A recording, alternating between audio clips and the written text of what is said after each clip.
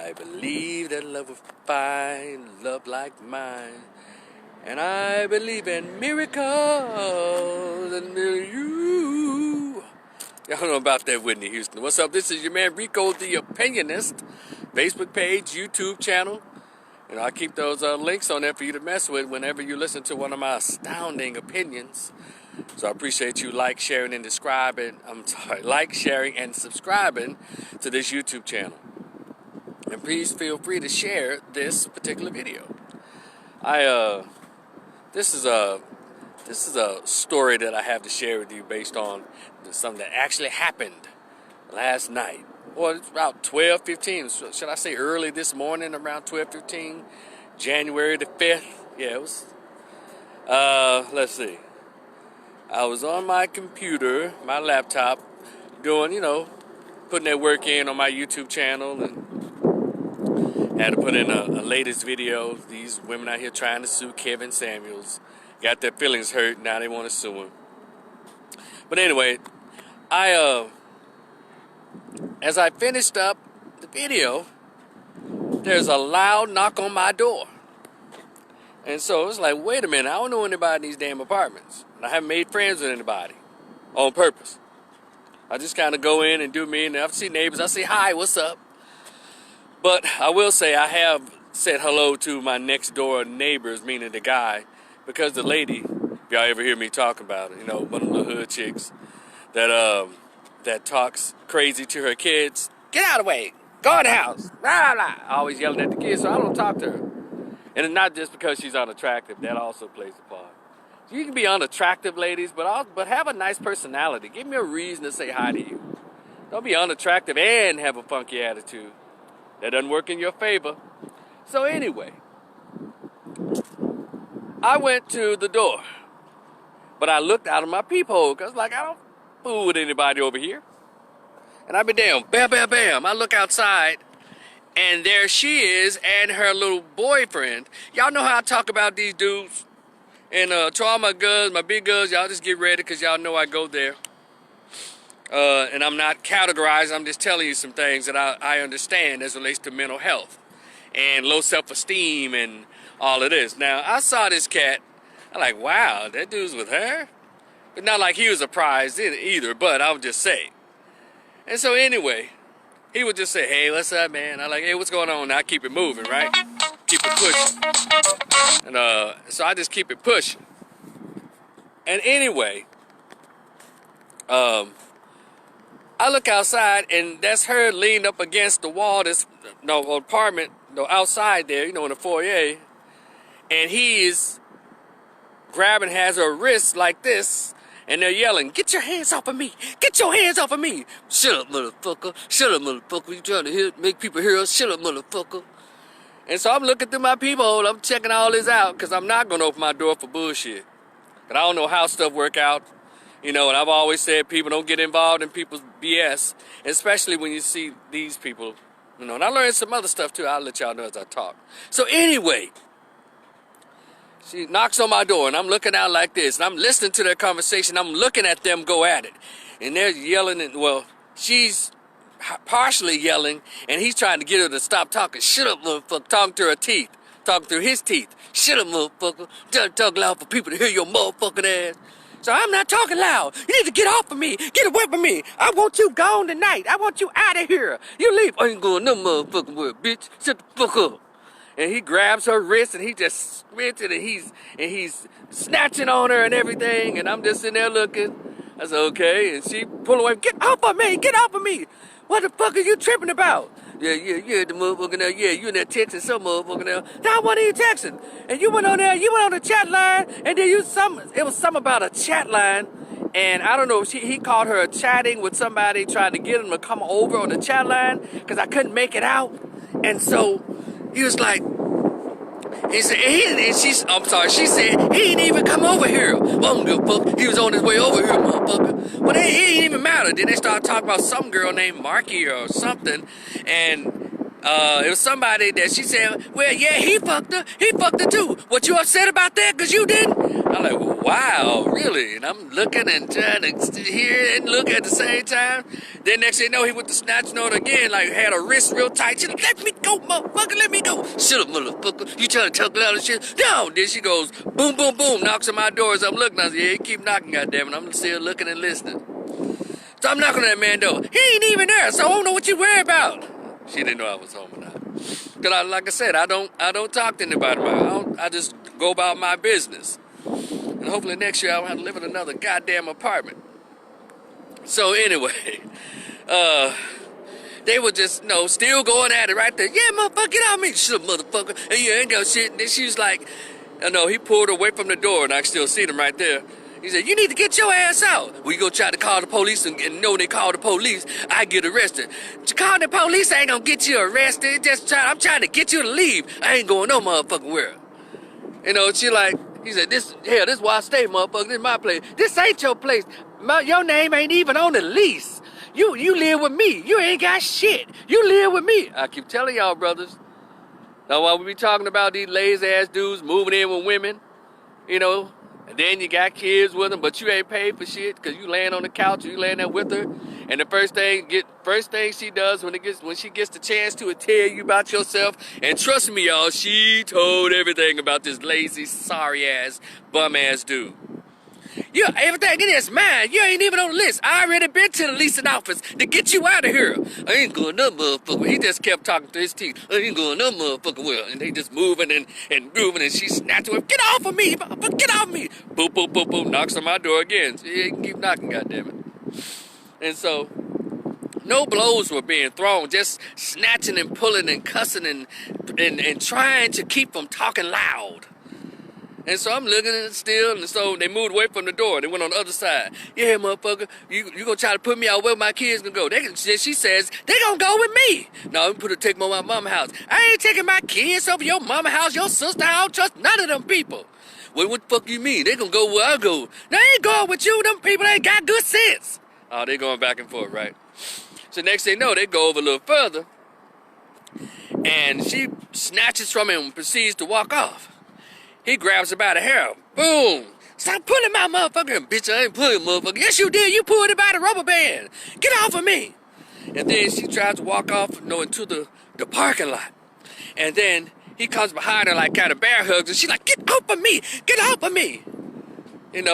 So he's like, kid, come here, motherfucker. You trying to talk loud. Come back in the house. I ain't going no motherfucker where.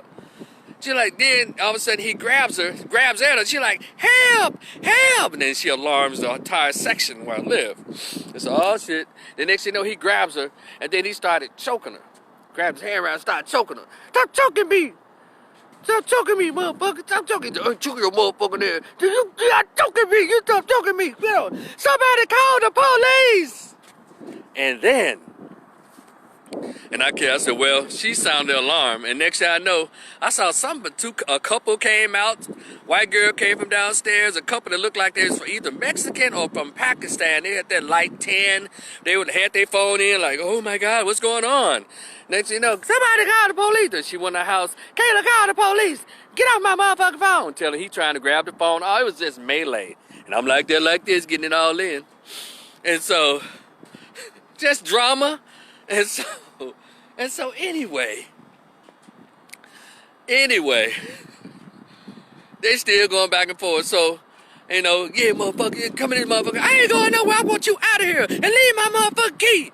I ain't leaving shit, bitch. I ain't leaving motherfucking thing. You gonna be mess around with other niggas there and such and going on there. She like, well, yeah, you ought to call your motherfucking friends. But you call your mama. Yeah, I am going to call my friends. I got friends. Whenever I'm in trouble, I can call my friends. You ain't got no motherfucking friends. That's why you can't call nobody. Only somebody you can call is your mama.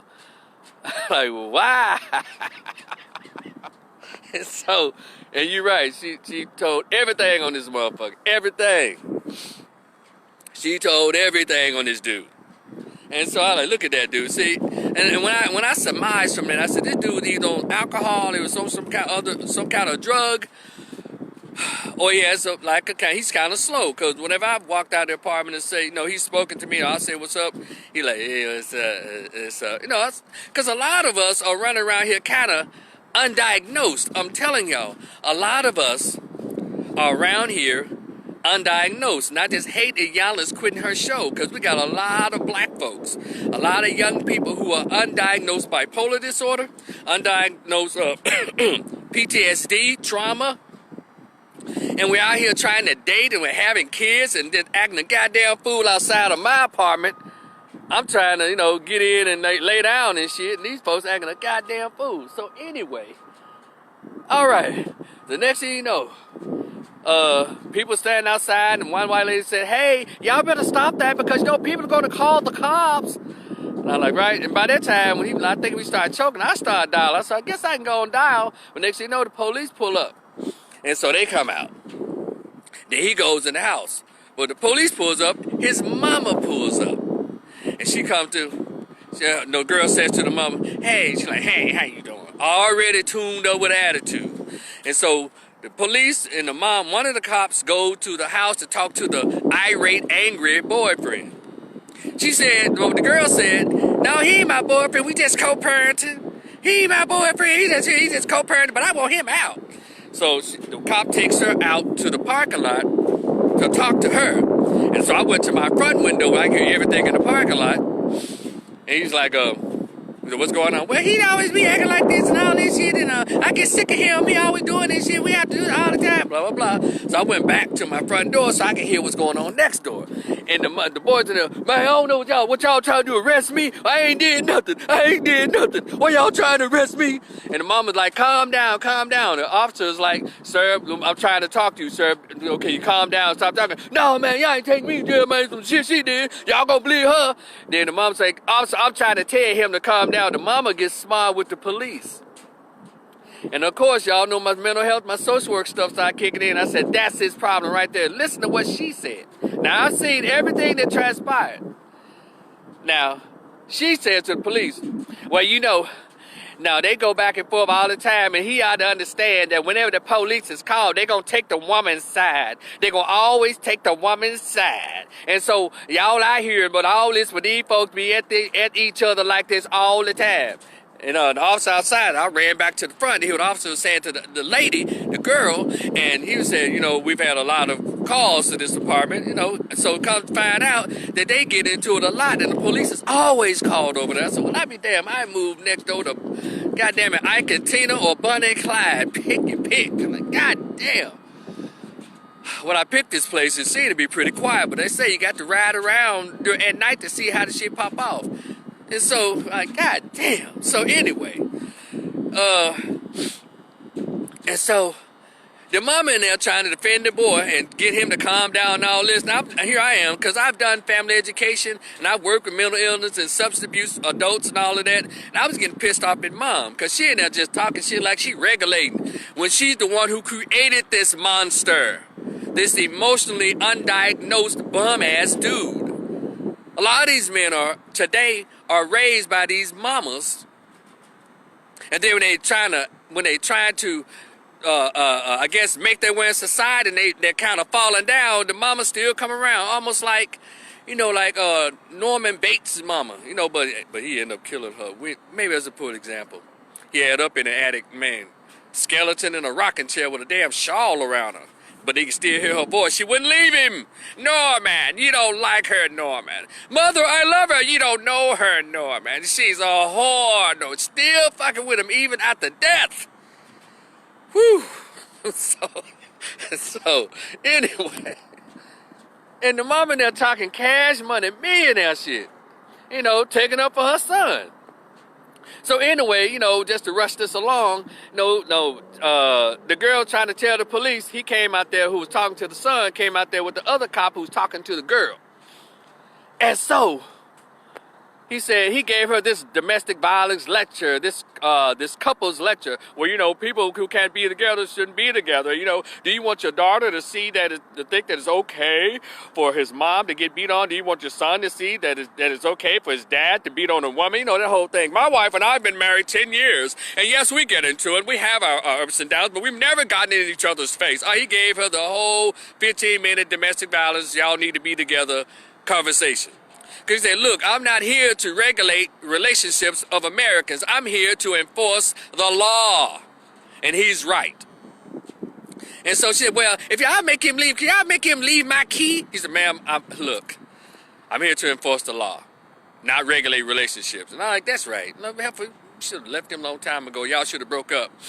So, and he told her, well, sometimes people separate when they can't be together and they become the best friends, in co-parenting. And so she heard all that. And so I guess when he gave her the lecture, I guess it calmed down a little bit. Okay.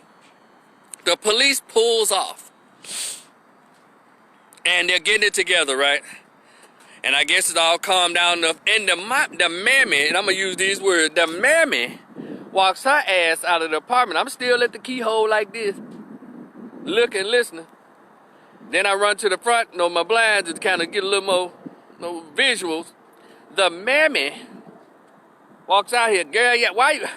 Girl, why y'all know how y'all do. Y'all go back and forth and make up and back and forth. Why y'all put them people in y'all business? No way. Why y'all call them motherfucking police anyway? Why y'all do all that? You know they don't care about nobody black. You know they don't care about no goddamn body. Why y'all called her? Just going off.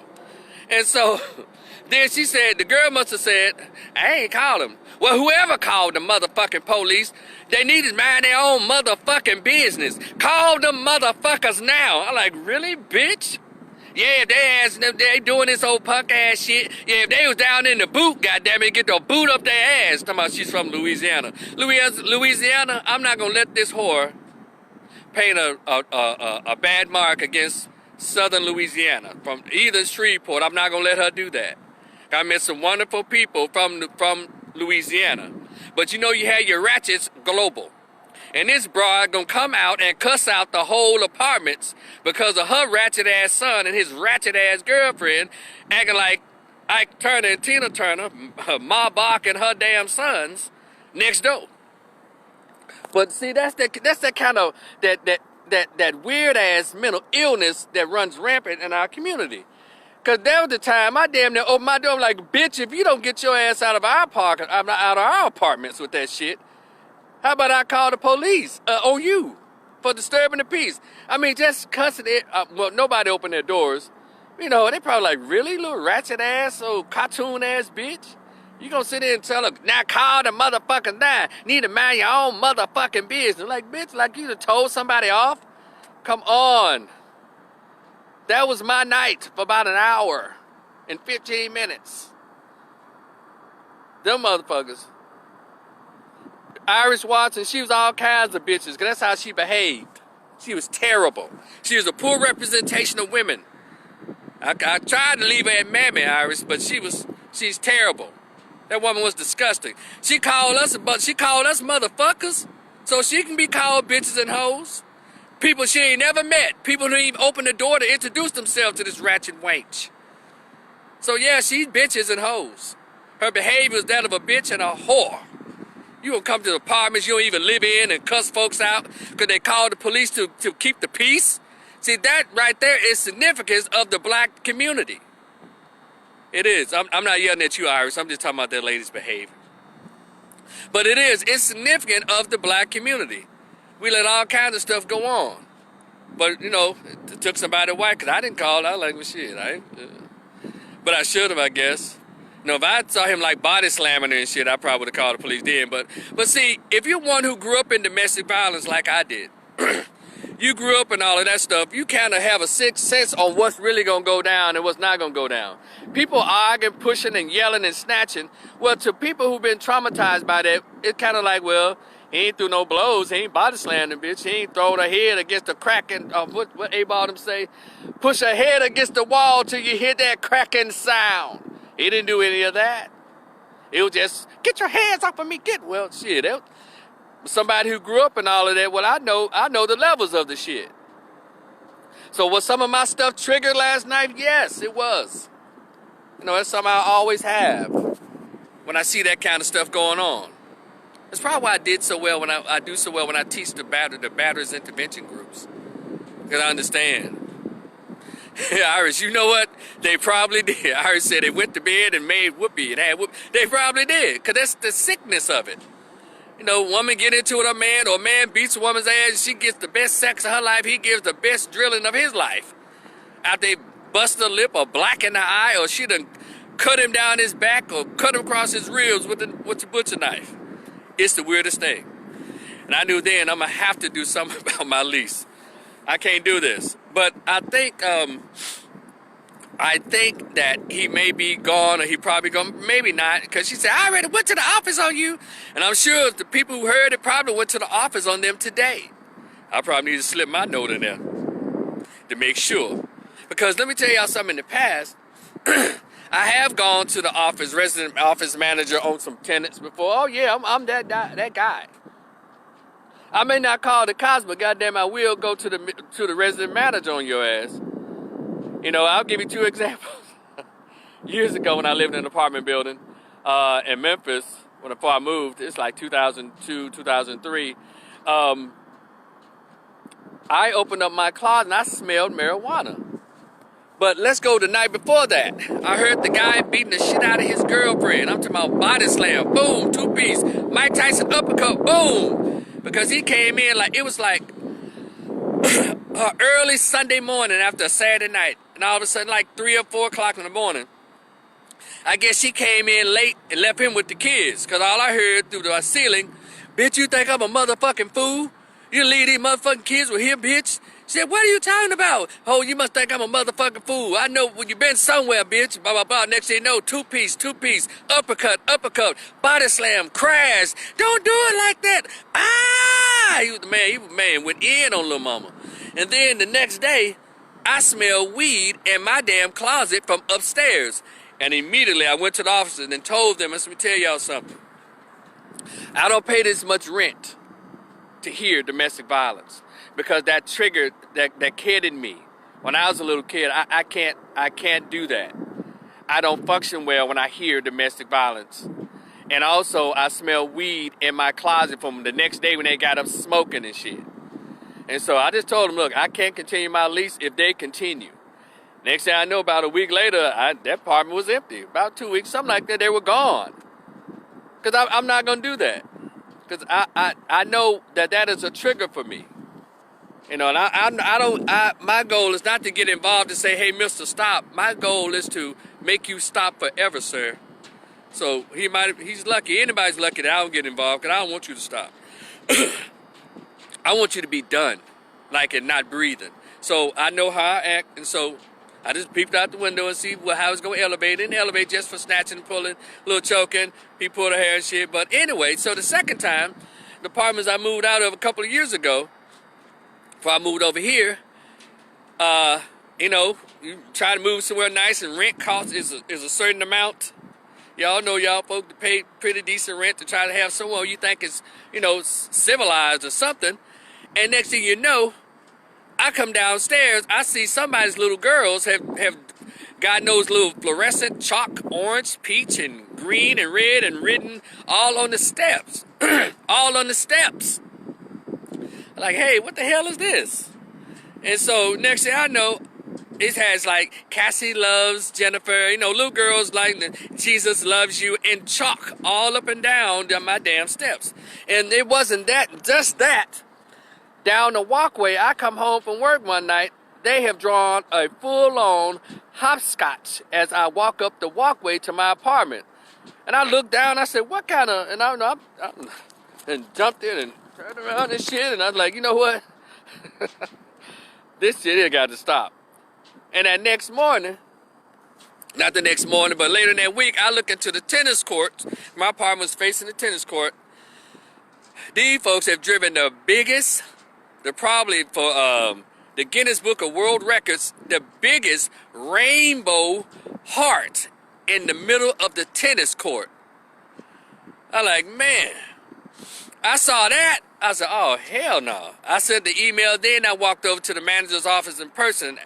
After I started seeing people, another thing I don't like in apartments is when people hang clothes on their rails, on their balcony, I can't stand that either. So I went in, talked about it all. I said, this apartment left the dog shit right there down on the grass. That's why I don't walk in the grass, because people don't know how to pick up their dog poo. Number two, those people in that section over in number 5, they over there hanging clothes down the rail. And next, we got some apartment Picassos around here drawing up every goddamn place. So my question is to you, madam, have these apartments been turned into Section 8? If so, let me know so I can get an extreme decrease in my rent. Oh, no, sir, Mr. Rivers, these are not Section 8. I said, well, when I walk out and see all of this going on, it makes me think that apartments have been turned over to the government or the state. So, no, that's not it. So I said, well, look, I'll even help you with the cleaning of the chalk. She said, no, we have it. And so within the next few days, they were out there power washing the tennis court, power washing my walk step, and my steps were clean. And not about 2 weeks after that, I didn't see those families anymore, or those little girls. I didn't see them anymore. So look, y'all. And of course, I shared this in one of my groups. And of course, they refer to me as the mean old man. I said, no, goddamn it, I'm the man that pay too much goddamn rent for all this foolishness. Yes, I'm that guy. I don't have a problem with that. A lot of us need to be that guy. If you paying somewhere, trying to stay somewhere halfway decent, to stay away from the bullshit, and you paying this month, work your ass out to pay this certain amount of rent, or even those of you who are homeowners, and you paid a lot of money for a house in a nice neighborhood, you see dumbasses in the neighborhood, you're not gonna call the cops or report somebody on them fuckers? You're wasting your money. I wish I would live in a $300,000 house and jackasses or riding around. Oh, no. No. They don't call the gated community for nothing. They're supposed to keep the jackasses out. So anyway, I know one night before they disappeared, I came out of my apartment one morning into the job. And how come? No, I'm sorry. I went to the job. I came home that night about 9 o'clock. 9:30, I walked up to my apartment. How come I had about 100 smashed and stepped on Reese's Pieces in front of my door? Now, I wonder where the fuck that came from. Somebody, I ain't seen a bunch of smashed yellows, browns, red, and blue Reese's Pieces smashed all up in front of my damn door. I don't know who did it. I'm not going to say it was a conspiracy. I'll just say it's a bunch of little kids that's probably playing and eating candy. But anyway, let me say this. Domestic violence is no joke.